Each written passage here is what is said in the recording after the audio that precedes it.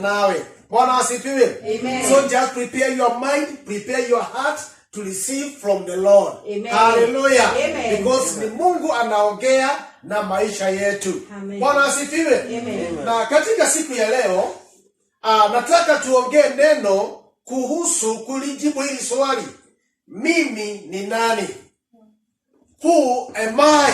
Bwana asifiwe. Amen. Ya, sijui kama ushaikuwa na wakati wa kujiuliza, je, mimi ni nani? Haleluya. Amen. Na wacha nikwambie kama kuna siku nyingine nilikwambia hili jambo ya kwamba kuna mambo matatu yenye umuhimu zaidi katika maisha ya mwanadamu anapokuwa hapa duniani. Bwana asifiwe. Amen. Na kuna mambo matatu ambayo anastahili kuyajua mradi ako katika haya maisha. Bwana asifiwe. Haleluya. Kunayo mambo matatu yenye umuhimu zaidi ambayo inakupasa wewe kuyajua katika haya maisha. Na jambo la kwanza ni kujua wewe ni nani. Bwana asifiwe. To discover who you are. Haleluya.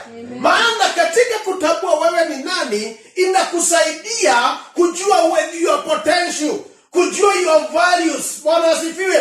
Kujua your limits. Ni mambo yapi unayaweza, ni yapi ambayo haujawezi. Bwana asifiwe. Maana unajielewa na unajifahamu wewe ni nani. Bwana asifiwe. Na jambo la pili ni kujua your mission here on earth. Haleluya. Kujua sababu yako ya kuweko hapa duniani. Amina. Maana kila mmoja wetu ako hapa duniani kwa kusudi. Na ni vizuri kila mmoja ajiulize, je, hapa duniani kusudi langu ni lipi? Haleluya.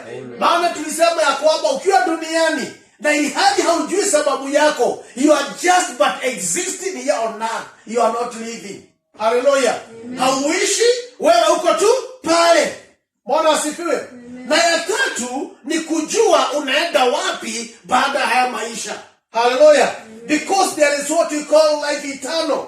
Hai maisha ya duniani ni maisha mafupi sana. Maisha ya miaka 100 ikiwa mingi sana. Maisha ya miaka 70 ni maisha mafupi sana, but we have that eternal life ahead of us. Hallelujah. Na ni vizuri kujua na kujipanga because of your eternal life. Hallelujah. So leo nataka tuangalie hili neno la kujibu, je, mimi ni nani? Maana utakapojua wewe ni nani, ndio utakapoweza kujua the potential that is in you and also to discover your limit in this life. Hallelujah. Na ningetaka tuangalie neno, na kuna neno ambalo limetajwa hapa tulipokuwa tunaendelea hapa.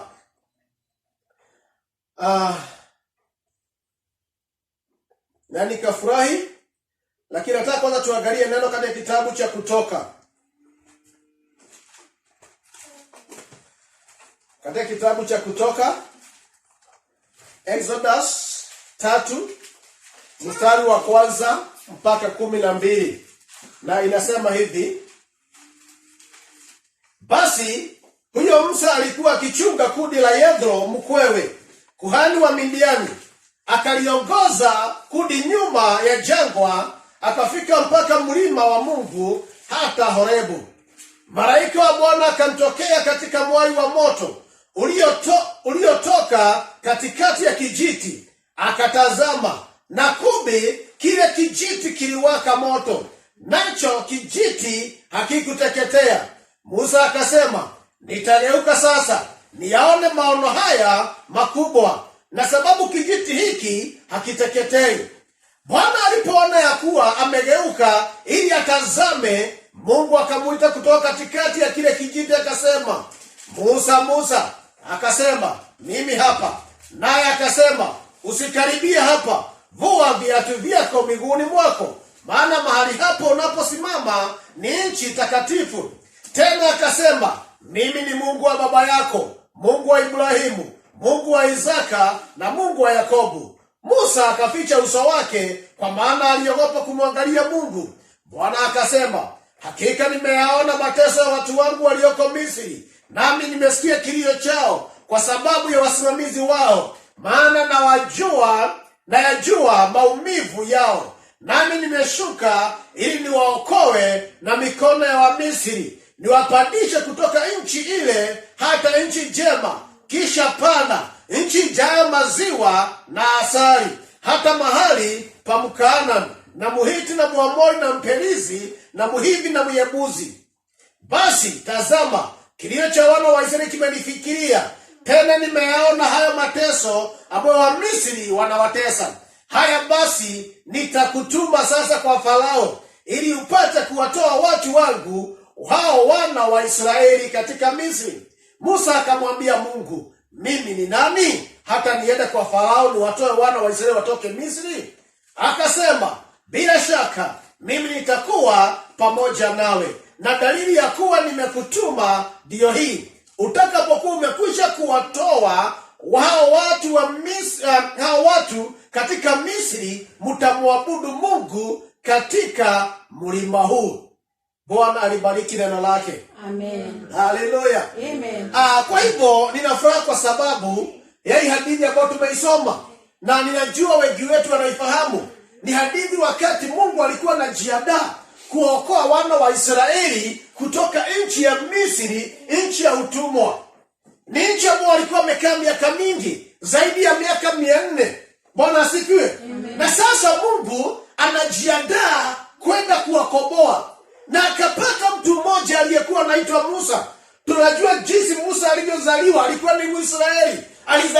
Alizaliwa nchi ya Misri, wakati naye Farao ama mkubwa kiongozi wa ile taifa alikuwa ametangaza watoto wote wa vijana wa Israeli watakaozaliwa waweze kuuawa.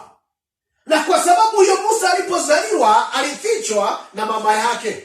Haleluya. Lakini kwa bahati nzuri, akiwa amefichwa mahali pale, na dada yake ndiye alikuwa anamwangalia, binti ya mfalme ama binti ya Farao akaweza kumwona yule kitoto ndani ya maji mahali alikuwa amefichwa. Haleluya. Na akaenda akamchukua, akampeleka nyumbani kwake na akamlea kama mtoto wake. Kwa hivyo Musa alilelewa katika nyumba ya mfalme ama nyumba ya Farao. Haleluya. Lakini alipokuwa akikua, alijua ya kwamba yeye uhalisia wake sio wa Misri, sio Mmisri. Yeye ni Mwisraeli. Wale watu ambao walikuwa wanateswa wakati huo katika nchi ya Misri. Haleluya.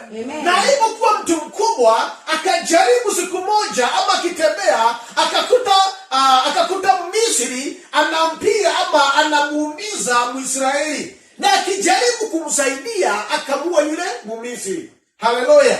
Na alipomuua, na hiyo jambo akajua hakuna mtu anajua. Siku nyingine akitembea akaona Waisraeli wawili na wanapigana, na akaenda kuwatenganisha. Na alipoenda kuwatenganisha, ndipo mmoja akamuuliza, je, unataka kuniua kama vile ulivyoua yule Mmisri? Na Musa akajua siri yake ilijulikana, na kwa hivyo ikabidi atoroke. Na alipotoroka, ndipo alienenda mpaka mahali sasa tunamuona. Maana alienenda na akapatana na kuhani mmoja ambaye alikuwa anaitwa Yethro. Haleluya. Na akawa anaishi kwake, na huko akawa sasa yeye ni mchungaji. Haleluya. Yaani hebu tazama, ni mtu ambaye alikuwa amelelewa katika nyumba ya kifalme. Si ni kweli? Lakini hatimaye kwa sababu ya mambo yaliyompata, ikabidi apotelee jangwani na aende akafanye kazi ya uchungaji. Maisha alikuwa ni maisha ya chini yakilinganishwa na maisha yale ambayo alikuwa anaishi pale mbeleni. Na so, yani Musa ni kama mtu ambaye sasa he had given up on life. Yani alikuwa amepoteza matumaini ya mambo makubwa katika maisha yake, na alikuwa sasa ametosheleka na yale maisha ya pale chini kama mchungaji. Na lakini siku moja akichunga mahali ambapo sasa tumesoma, ndipo tunaona akaona kijiti ambacho kimewaka moto, kinaoteketea lakini ama kina moto lakini hakiteketei, maana hakiishi. Na Musa akasema, wacha nikaribie niweze kushuhudia maajabu haya. Haleluya. Na hapo ndipo na sauti ya Mungu ikamtokea, ikamwambia Musa, usikaribie mahali hapa, maana mahali unaposimama ni nini? Ni patakatifu. Akamwambia, vua viatu vyako. Na hatimaye basi Mungu akamwambia ule ujumbe ambao alikuwa nao. Akamwambia, nataka nikutume katika nchi ya Misri, uenende ukawakomboe Waisraeli, maana nimesikia kilio chao. Bwana asifiwe. Amen. Na sasa hapo Musa akachanganyikiwa ya kwamba yeye ndiye ambaye ataenenda kwa Farao, aenende akawakomboe wana wa Israeli. Unajua Musa ni mtu ambaye alikuwa ameishi na Farao miaka mingi, si ndio? Na alikuwa anamjua, na hata anajua sababu yake ya kutoroka wapi huko. Ni kwa sababu labda Farao akiniona ataniua. Na so Musa akajidharau. Musa akaona yeye ni mtu ambaye hafai. Haleluya. Kama vile wengi wetu tunapokutana na maisha ama tunapokutana na changamoto za maisha, tunafika mahali pa kujikosa, pa kujidharau. Haleluya. Amen. Na ndipo Musa akamuuliza Mungu, je, mimi ni nani hata nienende kwa Farao? Haleluya. Unajua kuna mambo ambayo unaweza kukutana katika maisha na hata wewe ujione wewe ni kitu duni, uone wewe haufai, because life is full of challenges. Si ni kweli? Na ni challenges ambazo unakuta zimewalemea watu wengi. Na hapo ndipo Musa akamuuliza Mungu, je, mimi ni nani? Na wacha nikwambie, katika maisha hakuna jambo nzuri kama wakati mtu jambo anapojitambua yeye ni nani, because you are going to realize the potential that is in you. Hallelujah. Amen. Maana mara nyingi mwanadamu tunaishi maisha yasiyo yetu. Tunaishi maisha ya kujidharau kwa sababu ya kutojitambua, kwa sababu ya kutojijua. We don't know who we are. Hallelujah. Amen. Maana Mungu alikuwa ametazama na akajua this man is capable. Ana uwezo wa kuenenda kwa Farao. Ana uwezo wa kuenenda kwa kukomboa wana wa Israeli. Why? Hallelujah. Na hapo ndipo Mungu akamwambia jambo moja. Akamwambia, mimi nitakuwa pamoja nawe. Bwana asifiwe. Haleluya. Hebu angalia hilo neno. Akamwambiaje? Akasema, mstari wa 12 kinasema hivi. Akasema, bila shaka mimi nitakuwa pamoja nawe. Haleluya. Na dalili ya kuwa nimekutuma ndio hii. Utakapokuwa umekwisha kuwatoa hao watu katika Misri, mtamwabudu Mungu katika mlima huu. Haleluya. In fact Mungu hata alikuwa amekontroli mambo yote. Haleluya. Yeye sasa hata hao ndio hapa katikati. Yeye anaona watu ambao tayari wafanya nini? Washakombolewa. Haleluya. Na anasema the reason. Haleluya. Sio kwa sababu ya ule udogo ambao umekuuba. Haleluya. That is nothing. Ni kama lile neno ambalo tumesomewa Deuteronomy 31:6. Hallelujah. Tukaambiwa kwamba be courageous and of good heart. Hallelujah. Because my presence will be with you. Uwepo wangu ndio utakaokuwa pamoja nawe ama nanyi mnapoingia kwenye vita. Hallelujah. So there is what we call the God factor in man. Hallelujah. Amen. There is what we call the God factor in a man, which makes all the difference in a man. Hallelujah. Yes. Na wakati mwanadamu atakapolielewa, atakapolishika hili jambo ya kwamba there is that God factor in a man. What is the God factor in a man? Hallelujah. Hebu kumbuka pale mwanzo. Unajua wakati mwingine ni vizuri kuenenda mahali ambapo ulianzia. Hallelujah. From the genesis of man. Ujue alianza kwa njia gani? Na ni kitu gani hicho ambacho kiliwekwa ndani yake kinachomfanya asiwe kitu cha kawaida? Hallelujah. Because sometimes yale mambo ambayo yanatushida, yale mambo ambayo yanatulemea, unakuta ni mambo very natural. Hallelujah. Lakini yanamlemea mwanadamu because bado hajajua yeye ni nani. Hallelujah. Maana pale mwanzo Mungu alipokuwa naomba mwanadamu, ilifika mahali akasema baada ya kuumba vile vitu zingine, akasema sasa na tumuumbe mwanadamu akiwa na mfano na sura yetu. Hallelujah. Kwa hivyo mwanadamu aliumbwa akiwa na mfano na sura ya Mungu. Na wewe sijui ni sura gani na mfano yupo na mfano upi yule ambaye alikuwa anaelezea mahali pale, because what you know is that God is spirit. Si kweli? Mungu ni roho, si kweli? Lakini si we have this physical form. Hallelujah. So yani sijui kama ushe comprehend ama elewa. Alikuwa anaongea kuhusu nini, mfano upi na sura ipi? Hallelujah. Lakini mfano na sura wa Mungu ambao alikuwa anaelezea ni ile sura na mfano ambao ilikuwa manifested pale katika mahubiri ama pale alipokuwa na uba. Hallelujah. Kuna ile sura ya Mungu inayopatikana. Kuna mfano wa Mungu ambao unapatikana pale kabla hajaumba mwanadamu. There is the attributes of God zinazopatikana pale mwanzo. Hallelujah. Na jambo la kwanza tunaona kwamba he's a creator. Hallelujah. Sura moja ya Mungu ambayo tunaona pale ni kwamba yeye ni muumbaji. Ana uwezo wa kuumba. Hallelujah. Anakuta dunia ambayo imejaa giza na dunia ambayo haikaliki na anasema na iwe hivi. Hallelujah. So one of the attributes ama image ya Mungu ambayo inaonekana pale ni image ya Mungu ambaye ana uwezo wa kuumba. So ni Mungu aliye na nguvu. Hallelujah. Tunaona kwamba anakuta kuna giza na anasema na kuwe na nuru, kumaanisha anaposema na tupe mtu kwa sura na mfano wetu, yani ni mtu aliye na attributes kama zetu, because it's not about the physical form. Hallelujah. Maana tukiongea mambo ya physical form, we don't have the identical physical form of God. Hallelujah. Lakini katika ile ambayo inakuwa manifested pale Genesis 1, hiyo ndiyo ambayo Mungu alikuwa anaielezea. Hallelujah. So akamuumba Mungu mwanadamu aliye na uwezo wa kufanya mambo. Na sio tu hivyo. Unajua alipokuwa anaomba zile vitu zingine, alikuwa anasema na iwe na inakuwa. Si ni kweli?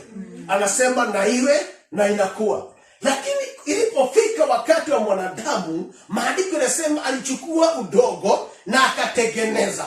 Hallelujah. Na hatimaye akampulizia pumzi yake, and the man became a living soul. Hallelujah. And this is what differentiates a man from an animal.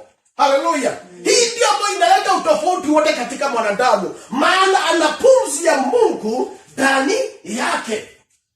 Hallelujah. So na ukiwa na pumzi ya Mungu ndani yake ni kumaanisha kwamba unayani there is that divine nature or supernatural nature in a man. Hallelujah. Amen. Najua ingine wakati mwingine ni ngumu kuielewa. Hallelujah. But I'm telling you it's a fact. Hallelujah. Na kuna watu ambao waligundua hili jambo katika maisha yao. Hallelujah. Na walipogundua hili jambo, hakika utaona maisha yao hayakuwa ya kawaida. Hallelujah. Na ndipo unakuta hata Adam walipoumbwa, maandiko yanasema ikafika mahali akatoa wanyama wote waita majina. Na lile jina ambalo aliita kila mnyama ilifanyika nini? Hilo mpaka siku ya leo hai. Kwa sababu alikuwa na ule uwezo wa kunena kama vile Mungu alivyokuwa ananena pale mwanzo. Mungu alikuwa ananena na iwe na inakuwa. Hallelujah. Adam ilipofika nafasi yake na akasema hii itaitwa ni ng'ombe, hii itaitwa ni chura, hii itaitwa ni jiwa, na yote ikawa. Hallelujah. Na mpaka wale hajibadilika. Hallelujah. Maana alikuwa na ule uweza wa uungu ndani yake. Amen. Bwana asifiwe. He had that ability. Na because kuna mtu mmoja ambaye huwa ananifurahisha, anaitwa Daniel. Daniel kuna neno moja ambalo aliliongea, akasema ya kwamba, hebu nikuonyeshe neno moja ambalo Daniel aliliongea hapa tunapoendelea. Hallelujah. Amen. Akasema hivi, Daniel 11:32. Inasema hivi, na hao wafanyao maovu juu ya hilo agano atawapotosha kwa maneno ya kujipendekeza. Lakini mstari huu wa Biblia nataka sasa ushike. Lakini watu wamjuao Mungu wao watakuwa hodari na kutenda mambo makubwa. Bwana asifiwe. Kuna watu ambao yani Danieli akasema kuna watu ambao watamjua Mungu wao. Unajua wakati unapojua Mungu wako, haleluya, ndipo unapojua hata ni kitu gani ambacho ameweka ndani yako.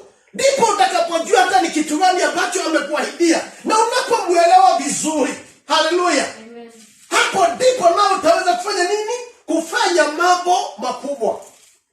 Hosea akaongea akasema ya kwamba watu wangu wanaagamia kwa kukosa maarifa. Hallelujah. My people perish for lack of knowledge. Kwa sababu ya kukosa maarifa. Na nikwambie siku ya leo, hata hata leo mambo mengi yanatulemea, mambo mengi yanatukalia, mambo mengi yanatuangamiza kwa sababu ya kukosa maarifa, kwa sababu ya kutojielewa. Haleluya. We do not yet know ourselves. Bwana asifiwe. Na hapo ndipo Musa alipomuuliza Mungu, mimi ni nani hata nienende kwa Farao? Ni kwa sababu Musa alijidharau. Haleluya. Musa alijiona yeye hafai, maana alikuwa anajiona tu kama vile wengi wetu watu tunajiangalia. Haleluya. Unajipima na uwezo wako, unajipima na uwezo wa mali yako, unajipima na uwezo wa watu wenu. Haleluya. Yale mambo yaliyolemea baba yako unasema hata nami haya yatanilemea. Yale mambo ambayo yanawalemea wengine unasema hata nami siwezi. Why? Maana kuna vile ambavyo unajiangalia na unajipima, unasahau ya kwamba there is the God factor in a man. Na ndiposa Mungu akamwambia Musa, mimi nitakuwa pamoja nawe. Because in the God factor, ya kwanza kuna pumzi ya Mungu, na ya pili kuna ahadi za Mungu. Amina. Haleluya. Kuna mambo mawili ambayo yanampa mwanadamu nguvu za kufanya mambo hata yasiyo ya kawaida. Ya kwanza ni pumzi ya Mungu iliyo ndani yako. Haleluya. Hapo inakupa a supernatural nature.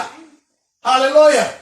Ya kwamba una uwezo kufanya hata mambo ambayo sio ya kawaida. Una uwezo kufanya mambo ambayo ni supernatural. Why? Because you have the pulse of God in you. You have the breath of God in you. Haleluya. Na ya pili ni kwamba una ahadi za Mungu katika maisha yako. Haleluya. Akamwambia Musa, nitakuwa pamoja nawe. Haleluya. Na hii ndio ishara ya kwamba nitakuwa pamoja nawe. Utakapokuwa umerejea, mtaniabudu katika mlima huu. Unajua Mungu wetu by the way ni Mungu ambaye aonaye mwisho wako hata kabla mwanzo kuwepo. Haleluya. Kabla hujaanza safari, Mungu ameona mwisho wa safari yako. Na ya pili, Mungu ameona all the challenges ambazo utapitia hapa katikati. Yaani, unajua kuna wakati mambo yanatukutana katika maisha. Haleluya. Amen. Mpaka unaona kama maana wewe yeye ulishtukia tu jambo limetokea. Hauko unalitarajia. Hauko umelipangia. Haleluya. Sometimes tunaona ni kama hata Mungu ameshtuliwa na nini? Na hiyo jambo hata Mungu ameshtuka kama jambo limetokea kijana wangu. Jambo limetokea mtoto yangu. Haleluya. Lakini Mungu ameona mwisho wako hata kabla ya mwanzo wako kuweko. Haleluya. Na ameona all the challenges ambazo utazipitia. Haleluya. Na ya pili, hata kabla haujaanza ile safari. Shika hili. Hata kabla haujaanza hiyo safari, he first equips you well. Haleluya.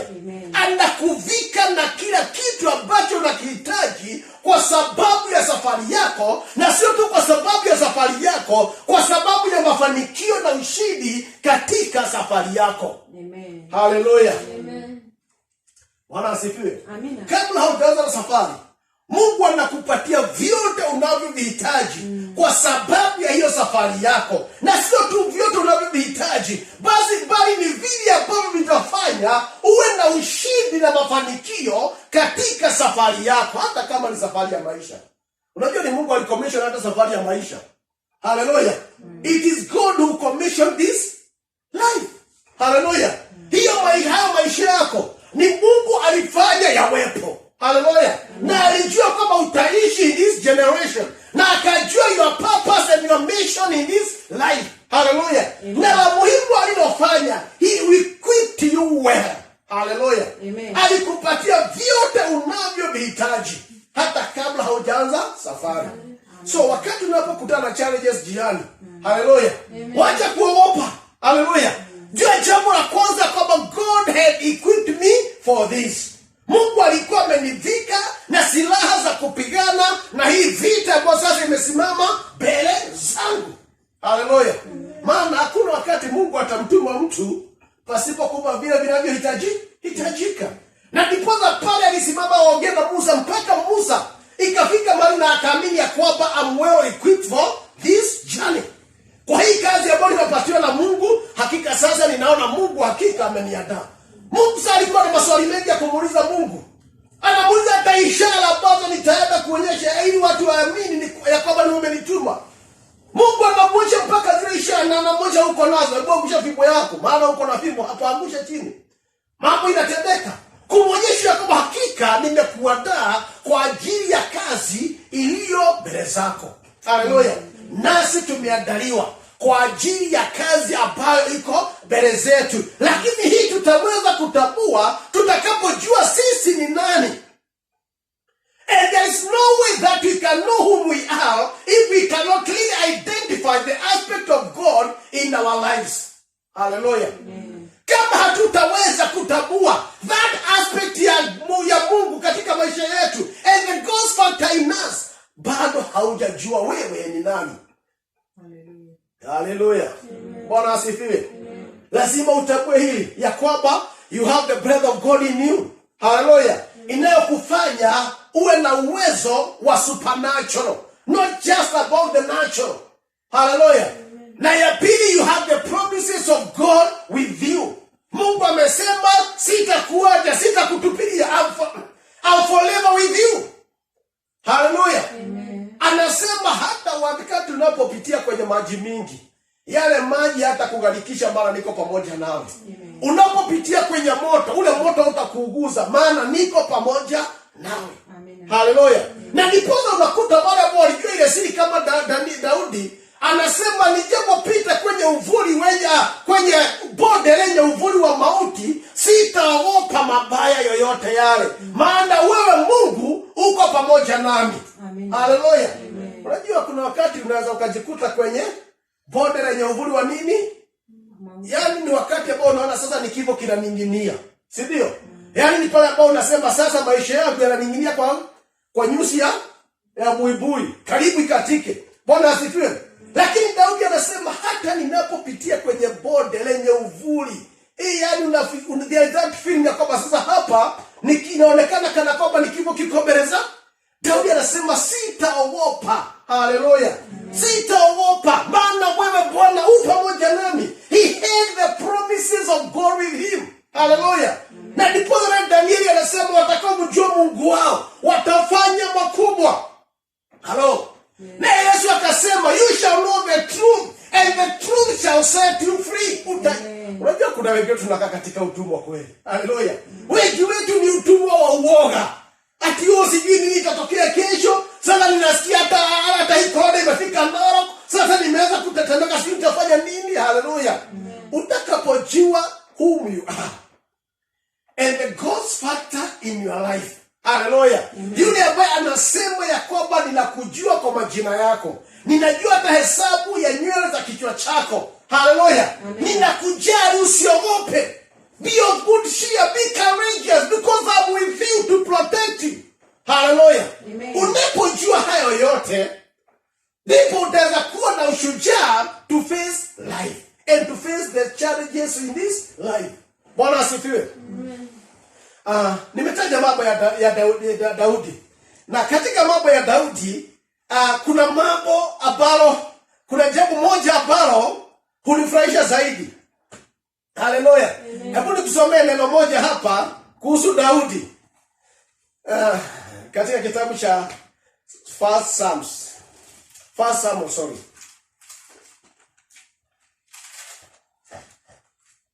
First Samuel 17:22. Wacha nisome tu 14 sawa.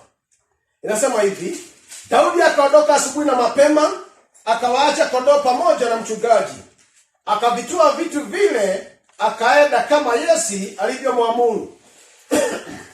Akafika penye magari wakati lile jeshi walipokuwa wakitoka kwenda kupigana, wakipiga kelele za vita. Nao Waisraeli na Wafilisti wakajipanga jeshi hili likikabili jeshi hili. Basi Daudi akaviacha vile vyombo vyake katika mkono wa mlinda vyombo, akalikibiria jeshi. Akafika akawasalimu ndugu zake. Hata alipokuwa akisema nao, kumbe yule shujaa alitokea, yule Mfilisti wa Gathi, jina lake Goliathi, akitoka katika jeshi la Wafilisti. Akasema maneno yale yale, naye Daudi akayasikia. Na watu wote wa Israeli walipomuona yule mtu, wakakimbia wakaogopa sana. Watu wa Israeli wakasema, je, umemwona mtu huyu aliyepanda huko? Hakika ametokea ili awatukana Israeli. Basi itakuwa mtu yule atakayemuua, mfalme atamtajirisha na utajiri mwingi, naye atamuoza binti yake na kuifanya mbali ya baba yake kuwa huru katika Israeli. Daudi akaongea na watu waliosimama karibu akisema, je, atafanyiwaje yeye atakayemuua Mfilisti huyu na kuondolea Israeli aibu hii? Maana Mfilisti huyu asiyetahiriwa ni nani hata watukane majeshi ya Mungu aliye hai? Na watu wakamjibu vivyo hivyo akisema, ndivyo atakavyofanyiwa mtu yule atakayemuua. Naye Eliabu mkubwa wake alisikia hapo alipoongea na watu, na hasira yake Eliabu ikawaka juu ya Daudi. Akasema, mbona wewe umeshuka hapa, na kondoo wale wachache umewaachia nani kule nyikani? Mimi nakujua kiburi chako na ubaya wa moyo wako, maana umeshuka ili upate kuvitazama vita. Naye Daudi akamjibu, je, mimi nimekosa nini sasa? Je, si neno kubwa hilo? Naye akamgeukia ili kumwelekea mtu mwingine, akasema naye jinsi ile ile, na watu wakamjibu tena jinsi ile ile kama ya kwanza. Na maneno haya aliyosema Daudi yaliposikiwa, watu wakamweleza Sauli, naye akatuma mtu kwenda kumuita. Daudi akamwambia Sauli, asizimie moyo mtu yoyote kwa ajili ya huyu. Mimi mtumishi wako nitakwenda kupigana na Mfilisti huyu. Sauli akamwambia Daudi, huwezi wewe kumwendea Mfilisti huyu upigana naye, maana wewe ukijana tu, na huyu ni mtu wa vita tangu ujana wake. Daudi akamwambia Sauli, mtumishi wako alikuwa akichunga kondoo za baba yake, na alipokuwa akija simba au dubu akamkamata mwana kondoo wa lile kundi, mimi hutoka nikamfuata, nikampiga, nikampokonya kinywani mwake, na akinirukia humshika ndevu zake, nikampiga, nikamuua. Mtumishi wako alimuua simba na dubu pia, na huyu Mfilisti asiyetahiriwa atakuwa kama mmoja wao, kwa sababu amewatukana majeshi ya Mungu aliye hai. Daudi akasema, Bwana aliyeniokoa na makucha ya simba na makucha ya dubu ataniokoa na mkono wa Mfilisti huyu. Sauli akamwambia Daudi, enenda na Bwana atakuwa pamoja nawe.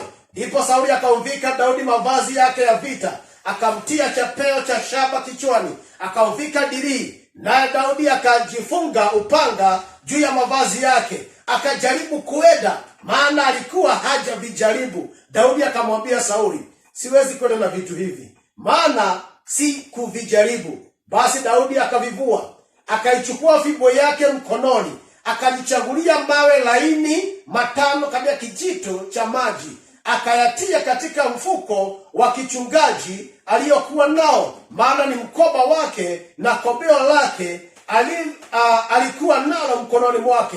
Akamkaribia yule Mfilisti.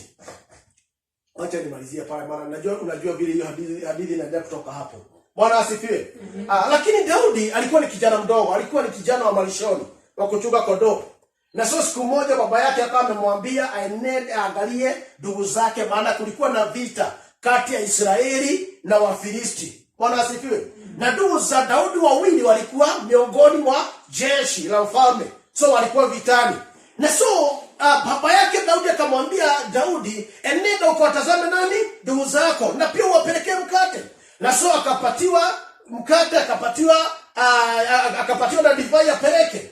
Na alipoenenda pale kwenye ile vita, akakuta ni asubuhi, wakati sasa majeshi walikuwa wanaenda kupigana. Ndivyo maandiko yanayosema. Haleluya. Walikuwa wanaenda kupigana.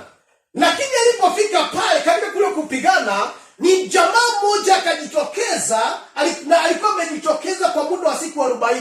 Alikuwa anaitwa Goliath. Huyo ni wa upande ule mwingine wanajeshi wa Filisti.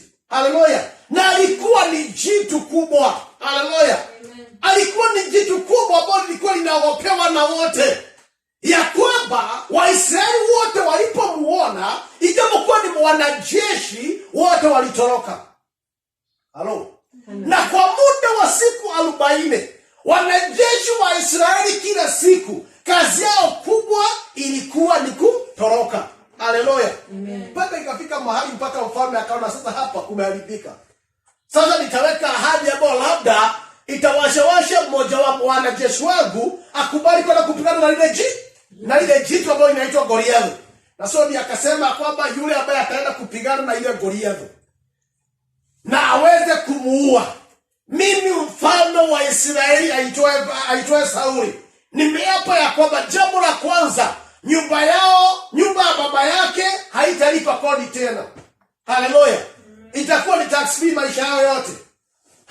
Ya pili, nitampatia binti yangu awe mkewe. Haleluya. Unajua mambo mengine yanaweza kashawishi askari yoyote yule na kubali kufanya nini? Na so ndipo Sauli alikuwa amejaribu, lakini bado kwa muda wa siku 40 hakuna hata mmoja alifanya nini? Alijitokeza. Haleluya. Lakini Daudi alipofika pale asubuhi na akasikia vile Goliath ameongea na amewatukana wanajeshi wa Mungu, alafu akasikia nao Waisraeli pande hii ama jeshi la Israeli likiongea vile ambavyo naye mfalme amesema. Daudi akaanza kuwashawashwa. Akauliza, ati nimesikiaje? Ati mfalme amesema nini? Hata yeye hajali ile Goliath, anajali kile ambacho atapokea. Maana pale anaona pale ni kupitia. Ile bwana inahitaji sana sasa ni nini? Nataka kujua kweli kama hii ahadi iko. Haleluya. Maana yule ninajua mimi ninawe. Na unajua kuna mtu ambaye anaweza kusema mambo hata nyinyi labda muone kama ni hadithi mingi yako nazo ama ni vichekesho ama ni katuni. Bwana asifiwe. Maana nika kijana kandao kama lishoni, hakajai jaribu mambo ya vita. Lakini sasa yeye anasema mimi nitaenda kupigana na nini? Mpaka ndugu yake mmoja aliposikia yale maneno akamwambia, bila jua ubaya wako na ninajua kiburi chako, wewe umekuja tu hapo kuvitazama vita. Kijana Daudi anamuuliza, kwani mimi nimefanya nini? Kwani jambo kubwa nimefanya? Kusema nitaenda kupigana na huyu, kwani jambo kubwa hiyo? Na kuuliza ni nini ambacho mtu atapewa mwenye ataenda kupigana naye, kwani jambo kubwa? Kwani sitaki kupewa hata mimi kama nitapigana naye na nimuue? Halo. Na hatimaye yale maneno akamfikia mfalme. Na alipomfikia Daudi akaitwa. Na akayarudia yale maneno kwamba kwanza Daudi akamwambia mfalme, akamwambia, wacha mtu yoyote yule wa Israeli asiofu tena. Wacha asiogope tena, maana mimi mtumishi wako nitaenenda nipigane na lile jitu liitwa Goliath. Nitaenenda. Ndipo mfalme akamwambia, hii vita hii hauwezi. Maana yule amekuwa ni mwanaume wa vita tangu utotoni. Nawe hii vita haujazoea. Ukiona imewashinda wanaume hapo kama niko nao, tafadhali hivi tafanya nini? Akamwambia, nimesema msiofu. Maana mimi unavyoniona hivi, nimekuwa malishoni, nimekuwa nikichunga kondoo za baba yangu. Na kuna wakati simba huwa anatokea wale wana kondoo. Na akitokea mimi huenenda na mpokonya, nyamba itaenda huko mtunya. Huwa naenenda kwa amani kumpokonya. Namwambia nitakupokonya. Lakini akinirukia, humshika na kumularu. So by the way, Daudi hakuwa na shida ati na simba ama na dubu. Usipouza mnyama wangu sina shida nawe. Na hata ukiguza nikuja kukupokonya na unipatie, sina shida na wewe. Halo, nitakuachilia. Lakini sasa shida ni kama utanirukia. Ukinirukia ninakurarua. Bwana asifiwe. Na huyo mtumishi wako ameua simba na ameua dubu. Najua hapo mpaka Sauli akaanza kuwapa huyu kijana ambaye anasema yale maneno. Maana ni kijana mdogo anasema ameua simba, ameua nini? Ameua dubu. Akasema na huyu Mfilisti, huyu ambaye hajatairiwa, ambaye anawatukana majeshi ya Mungu, atakuwa kama mmoja wa Bwana asifiwe. Yaani Daudi akamwambia mfalme, akamwambia yule Mungu aliyeniokoa na simba na duba, ndiye pia atakayeniokoa na huyu Mfilisti ambaye hajatairiwa lakini amewatukana majeshi ya nani? Ya Mungu. So ukiangalia hilo hayo mambo yote ambayo Daudi anafanya na anasema ameyafanya, kuna kitu kimoja alichokuwa anakitambua katika maisha yake ambacho kinaitwa the God factor in him. Hallelujah. Alijua yeye ni nani in relationship with God. Hallelujah. Na akajua nikiwa pamoja na Mungu hakuna vita yoyote ile ambayo linaweza kuogopa. Hallelujah. Hakuna jambo la kunitisha, maana kunaye Mungu ambaye daima yuko pamoja nami. Hallelujah. Unajua, unapotambua wewe ni nani in relationship to God, Bwana asifiwe. Unapojua wewe ni nani na unapojua ni hazina ya aina gani ambayo Mungu ameweka ndani yako, utadharau hata hao maadui zako. Haleluya. Utadharau hata hiyo milima ambayo unaikabili. Utadharau even the challenges ambazo ziko mbele zako. You'll be in a position even to detest them. Unazidharau, unazipuuza, maana ni kitu kidogo kwako. Maana umeanza kujielewa wewe ni nani na umeelewa the potential that is in you. Haleluya. Na ndiposa wakati majeshi mengine yanapoona jitu kubwa pale, Daudi anasema huyu ni nani ambaye hata hajatahiriwa? Anakuja kunisumbua. Anakuja kuwatukana majeshi ya Mungu. Nitamfanya. Daudi mfalme akajaribu kuvika Daudi na silaha za na mambo na silaha za vita. Daudi hapo amevijaribu. Akamwambia mfalme, mimi hata hizi ziwezi. Haleluya. Akachukua mawe na kombeo lake na akaenenda vitani. Haleluya. Na tunajua hatimaye alifanya nini? Alipata ushindi. Kwa sababu gani? Maana alitambua yeye ni nani in relationship to God. Bwana asifiwe. Maana hakuna kitu cha maana kama tu kujua. Na nimekwambia kuna wengi wetu tunaishi maisha ya kufinyiliwa na hali. Haleluya. Mambo yanainuka katika maisha yetu yanatukalia hoi kwa sababu hatujajitambua. Hatujajua sisi ni nani. Najua kuna kijana mmoja alikuwa ni kijana wa familia maskini na akawa amepata scholarship ya kwenda Marekani kwenda masomo. Na katika ile scholarship akapatiwa mpaka tikiti ya ndege. Na walipokuwa na safari sasa, akiwa kwa ndege, ilikuwa ni safari ya masaa 8 hivi. Akiwa pale wakaletewa chakula kwa ndege. Kijana akasema hataki. Wakaletewa vinywaji. Kijana hataki. Yaani unajua kila baada ya dakika 30 kuna kitu inapitishwa wapi? Inapitishwa pale. Kijana anasema sitaki. Na wakati walipokuwa karibu kufika, ndipo yule mmoja waliokuwa wamekaa na huyu kijana akamuuliza kijana, "Ai, masaa 8 naona chakula inakuja wewe hautaki? Kinywaji kinakuja hautaki? Hakuna, kwani nini baya?" Kijana akamwambia, "Unajua mimi kusema kweli sina chochote kwa mfuko. So niangalie sina chochote nilipoza, unaona siku." Yule mzee akamwangalia akamwambia kijana, "Tafadhali, unaona hiyo tikiti ya ndege uko nayo? Hiyo tikiti imesimamia mpaka chakula na vinywaji vyote ambavyo unapewa wapi? Unapewa hapa."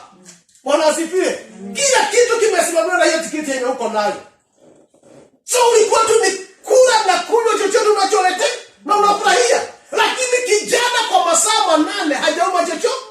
Kwa sababu gani? Maana hakufahamu ya kwamba hiyo tikiti yako nayo ina vyote ambavyo vinapeanwa ndani ya ile ndege. Haleluya. Na hivyo ndivyo naye mwanadamu tumekuwa. Wengi wetu tumekuwa. Tunaishi maisha yasiyo yetu kwa sababu bado hatujajielewa. Bado hatujajua ni kitu gani hicho ambacho Mungu ameweka ndani yetu. Hatujajua the potential ambayo Mungu aliweka ndani ya mwanadamu. Hatujajua ya kwamba we are not only physical beings kama wanyama. Hallelujah. Amen. And to do just the natural or just the physical. We have even a supernatural aspect in us. Na ndiposa Daudi maana alikuwa amegundua ile siri. Alikuwa anajua hata simba ikija kwangu hiyo sio kitu ya kuogopa. Sijali kama anaonekana na nguvu na mimi sina. I know that I've got a supernatural aspect in me. Hallelujah. Amen. Which makes all the difference. Hallelujah. Hata Goliath akisimama mbele zangu, ninajua hiyo sio kitu ya kuogopa. I have the supernatural aspect in me because I have the breath of God in me and also I have the promises of God with me. Bwana asifiwe. Hallelujah. And that is what brings the difference. Kuna hadithi nyingine wewe unafanya katika Biblia. Sijui kama nitasoma hiyo hadithi ama nitaitaja tu. Ya mtumishi wa Mungu mmoja alikuwa anaitwa Petro. Petro wakati mmoja Petro akawa ameshikwa nako gerezani. Na akiwa pale gerezani na akawa tayari amepangiwa kuuawa. Tayari alikuwa amepangiwa ya kwamba atauawa. Maana ni wakati mfalme Herode alikuwa alikuwa ameanza kulinukia kanisa, na akashika mtume mmoja wa Yesu alikuwa anaitwa Yakobo, na akamuua, na akaona watu wamefurahia. Na sio akawa sasa pia amemshika Petro na kumweka gerezani, na akamweka chini ya ulinzi mkubwa, maana alikuwa amewekwa chini ya vikosi 4 vya askari 4 kwa kila kikosi. Kwa hivyo na askari wangapi walikuwa wanamsimamia Petro? Askari 16. Bwana asifiwe. Wanamsimamia mtu mmoja akiwa amepanga kwa baada ya siku fulani na muangamiza mbele ya watu. Na maandiko yanasema ya kwamba usiku ule, kanisa, maandiko yanasema kwamba kanisa lilimuombea, na maombi ni mazuri. Haleluya. Na maombi najua yanafanya kazi. Na sio kanisa lilikuwa linamuombea. Lakini maandiko yanasema kwamba usiku kabla ya Petro kutolewa siku ya pili ili auawe, usiku huo Petro alikuwa amelala katikati ya maaskari wawili, na miguu yake imefungwa na minyororo. Maaskari wengine wanalinda mlangoni, wengine wanalinda mlango wa nje, wengine mlango huo mwingine, wengine lango kuu wanalinda huko. Yaani hauna nafasi ya kutoroka na umefungwa na minyororo. Haleluya. Yes. Naonekana walikuwa na uoga na huyu mtu sana. Lakini maandiko yanasema usiku ule malaika wa Bwana, ama nikisoma hiyo hadithi inasema hivi, ni Matendo ya Mitume 12:1-15, inasema hivi: panapo majira yale Herode mfalme akanyosha mikono yake kuwatenda mabaya baadhi ya watu wa kanisa, akamuua Yakobo ndugu yake Yohana kwa upanga. Na akiona ya kuwa inawapendeza Wayahudi, akaendelea akamshika na Petro. Siku hizo zilikuwa siku ya mikate isiyochashwa. Alipokwisha kumkamata, akamweka gerezani, akamtia mikononi mwa vikosi 4 vya askari 4 wamlinde, akitaka baada ya Pasaka kumtoa na kumweka mbele ya watu. Basi Petro akalindwa gerezani, nalo kanisa likamuomba Mungu kwa juhudi kwa ajili yake. Hata wakati Herode alipotaka kumtoa usiku ule, Petro alikuwa analala katikati ya askari wawili, amefungwa minyororo miwili. Walinzi mbele ya mlango wakailida gereza. Mara malaika wa Bwana akasimama karibu naye, nuru ikamulika mule chumbani, akampiga Petro bavuni, akamwamusha akisema, ondoka upesi. Minyororo yake ikamwanguka mikononi. Malaika akamwambia, jifunge, kavae viatu vyako. Akafanya hivyo. Kisha akamwambia, jivike nguo yako, ukanifuate. Akatoka nje akamfuata, wala hakujua ya kuwa ni kweli yaliyofanywa na malaika, bali alidhani kwamba anaona maono. Na walipopita lindo la kwanza na la pili, wakaja hata mlango wa chuma wa kuingia mjini, ukawafungukia wenyewe. Wakatoka nje, wakapita katika njia moja. Mara malaika akamwacha. Hata Petro alipopata fahamu akasema, sasa nimejua yakini ya kuwa Bwana amempeleka malaika wake na kunitoa katika mkono wa Herode na katika kutazamia kote kwa taifa la Wayahudi. Na alipokuwa akifikiri hayo, akafika nyumbani kwa Mariamu mama Yohana, ambaye jina lake la pili ni Marko, na watu wengi walikuwa wamekutana humo wakiomba.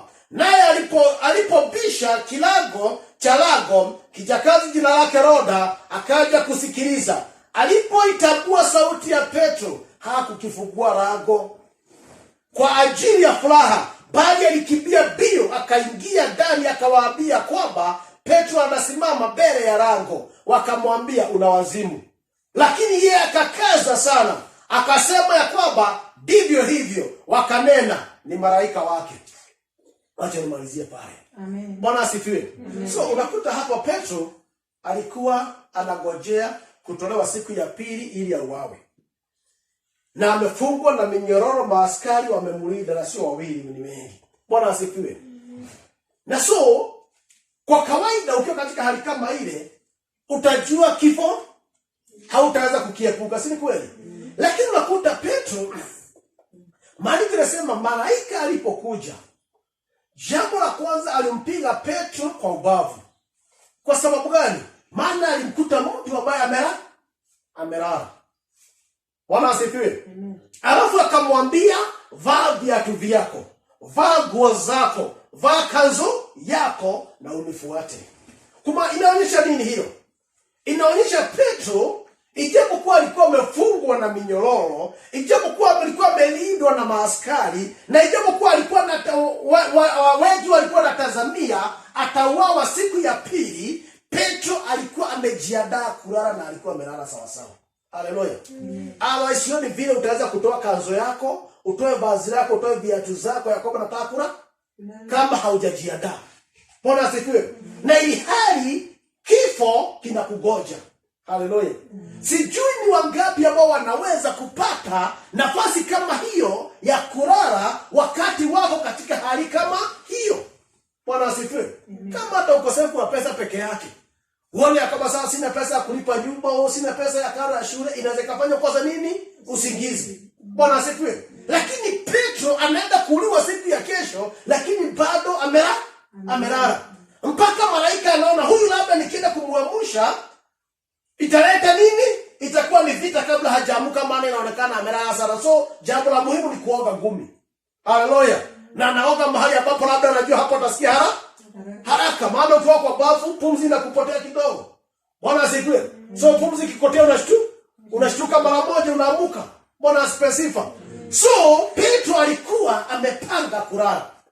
Na unaweza ukajiuliza ni kwa sababu gani hiyo ambayo ilimfanya Petro akaweze kupata usingizi wa aina ile. Halo? Ndio tunajua kanisa lilikuwa linaomba. Na ni vizuri, maombi ni mazuri, yanafanya kazi. Bwana asifiwe. Ijapokuwa jambo moja huwa linashangaza ni kwamba wakati Petro alipofunguliwa akaenda mlangoni mahali ambapo kanisa lilikuwa linaombea kwenda kupiga mlango, watu waliposikia walisema sio Petro. Haleluya. Huyo labda ni malaika. Maana wote waliamini kama Petro ako gerezani na kesho anaua. Kwa hivyo inaonekana hata maombi yao ilikuwa kuwaambia Mungu mpe neema anapokutana na kifo chake, Bwana wewe msaidie kusimama na imani. Bwana asifiwe. Maana hata hawangeamini kama Mungu alikuwa na uwezo wa kumfungua. Haleluya. Na ni vizuri tunapoomba tuombe pia maombi yaliyo na imani. Bwana asifiwe. So Petro, unaweza ukajiuliza ni kwa sababu gani aliweza kupata usingizi namna ile. Ni kwa sababu alijua the aspect of God and God's promises in his life. Bwana asifiwe. Na alikuwa anajua kwamba Mungu ni Mungu wa ahadi. Maana nakumbuka kuna wakati Yesu alipofufuka alimwambia Petro, akamwambia Petro, kuna wakati wewe ulikuwa ni kijana, lakini kuna siku inakuja wewe utakuwa ni mzee. Na utakuwa, ulipokuwa kijana ulikuwa unaamuka, unajivika na unaenenda kokote utakako. Bwana asifiwe. Lakini kuna wakati wewe utakuwa ni mzee na utakuwa unashikwa mkono na kupelekwa mahali ambapo hautaki. Huyo ni Yesu alikuwa amemwambia hilo jambo. So na I'm sure vile Petro alikuwa sasa amemjua Yesu, alikuwa anajua maneno yake na ahadi zake ni amina. There is no trace in doubt. There is no trace of doubt kwa yale maneno ambayo Yesu ameyaongea. So kama amesema utakuwa mzee, anajua hiyo ni amina.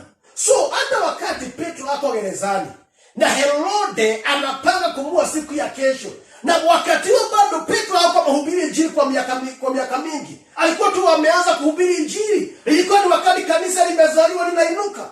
Kwa hivyo Petro bado alikuwa ni kijana, na Yesu alikuwa amemwambia kuna wakati utakuwa mzee.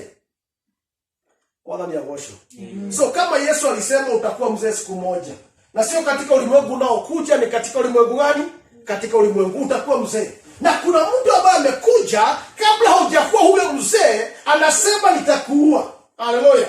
Utaamini maneno ya Herode ama maneno ya Yesu aliyekuambia utakuwa mzee siku moja katika ulimwengu? Bwana asifiwe. Petro alikuwa anaamini maneno ya Kristo Yesu.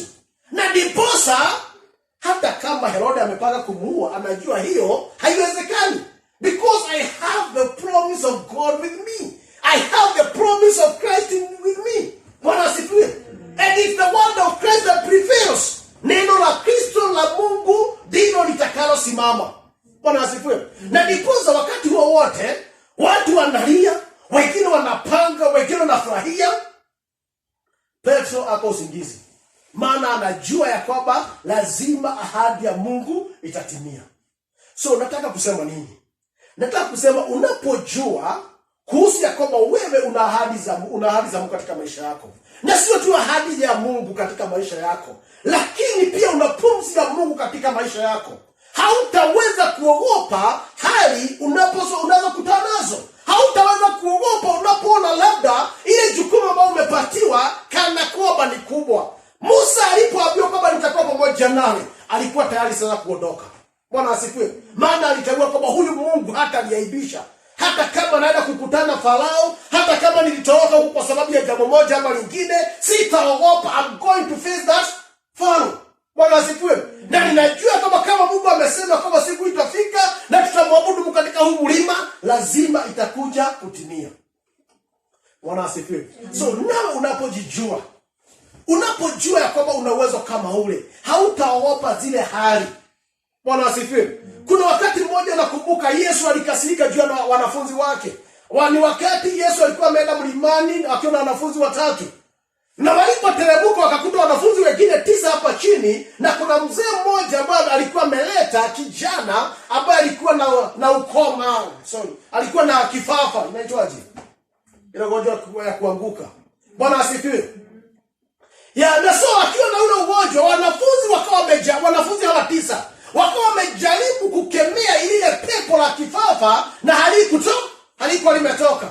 Wakati Yesu alipokuja akakuta mkutano mkubwa wa watu, ndipo akataka kujua nini inaendelea. Na Yesu akaelezewa na huyu mzee baba ya huyu kijana, akamwambia vile huyu kijana wake amekuwa kisumbuka na jinsi ambavyo ameletea wanafunzi wake na wanafunzi wameshindwa. Jambo la kwanza, Yesu alikasirika na wanafunzi wake. Akawauliza, nitawavumilia mpaka lini? Haleluya. Nitawavumilia mpaka lini? Amen. Bwana asifiwe. Kwa sababu gani? Maana alijua wana uwezo wa kukemea ile pepo ya kuanguka na itoke yule kijana, lakini hawakuwa wanaweza kuexercise their powers. Kama vile wengi wetu even now bado hatujaweza kuexercise the powers that Christ has given unto us.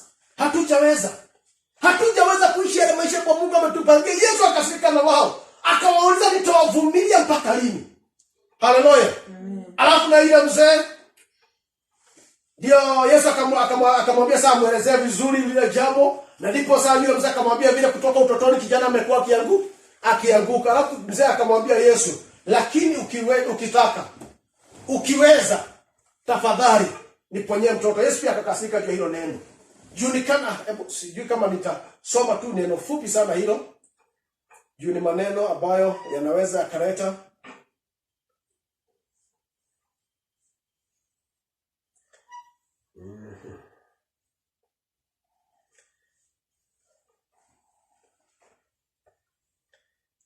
inakuwa ni kitabu cha Marko.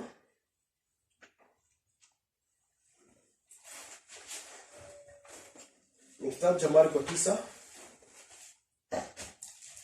Sitasoma yote, lakini kusoma Marko 9 kuanzia 14 ni nzuri. Lakini katika mstari wa 19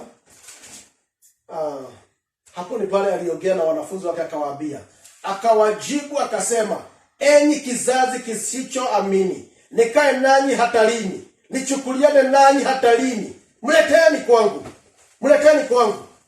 Huyo ni Yesu alikuwa amekasirika na wanafunzi wake kusikia kama wameshindwa kumkemea yule pepo.